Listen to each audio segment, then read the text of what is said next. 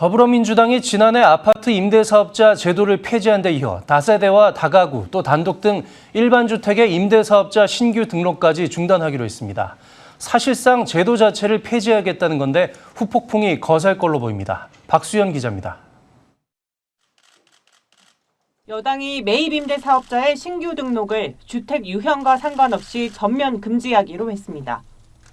아파트 임대사업자 제도 폐지에 이어 오피스텔이나 다세대 다가구 주택 등 비아파트까지 확대 적용하기로 한 겁니다. 임대사업자를 집값 상승의 원인으로 지목하고 이들이 가진 매물을 시장에 풀어 집값을 안정화시키겠다는 취지에서입니다. 기존 종합부동산세 합산 배제 등 세제 혜택도 없애고 매물을 빠르게 시장에 나오게 하기 위해 현행 양도세 중과 배제 혜택을 등록 말소 이후 6개월간만 인정하기로 했습니다. 문재인 정부 초기 임대사업자에게 혜택을 주며 제도를 적극 장려한 지 불과 4년 만에 제도 폐지 수순에 들어가자 임대사업자들은 강력하게 반발하고 있습니다.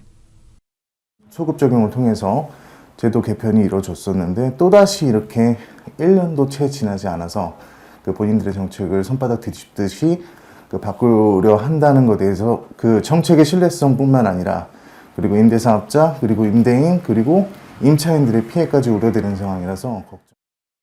현재 매입 임대주택은 약 60만 채로 추산됩니다. 여당은 이 중 약 13만 가구의 물량이 시장에 풀릴 것으로 보고 있지만 공급이 확대될 수 있을지는 의문입니다. 우선 등록 매입 임대주택의 80%는 원룸이나 오피스텔 등으로 시장에서 원하는 아파트 수요를 충족하기는 어려워 보입니다. 말소된 물건들이 세제 혜택이 빠르게 종료되게 되면서 처분으로 가면 좋은데 그렇지 않고 매물은 나오지 않으면서 임대물건, 임대사업자로서의 공급 여력도 종결이 되게 되면 사실은 임대시장에도 타격이고 매매시장에는 큰 도움이 되지 못하는 상황이 될 수도 있다.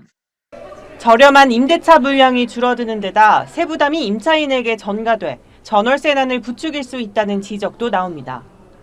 다세대 다가구, 소형 오피스텔 같은 경우는 진짜 돈이 없는 사람들이 들어와서 살고 이제 청약을 위해서 임시적으로 거주하는 공간입니다. 그런데 만약에 그게 없어진다고 하면은 임대인의 재산권 부분보다는 임차인이 거주할 수 있는, 제대로 살 수 있는 권리, 그러한 인간적으로 살 수 있는 권리 자체가 침해될 수 있다는. 주택시장을 안정시키겠다는 여당의 구상이 실효성을 발휘할지 시장의 혼선만 더할지 우려가 깊어지고 있습니다. 머니투데이 방송 박수연입니다.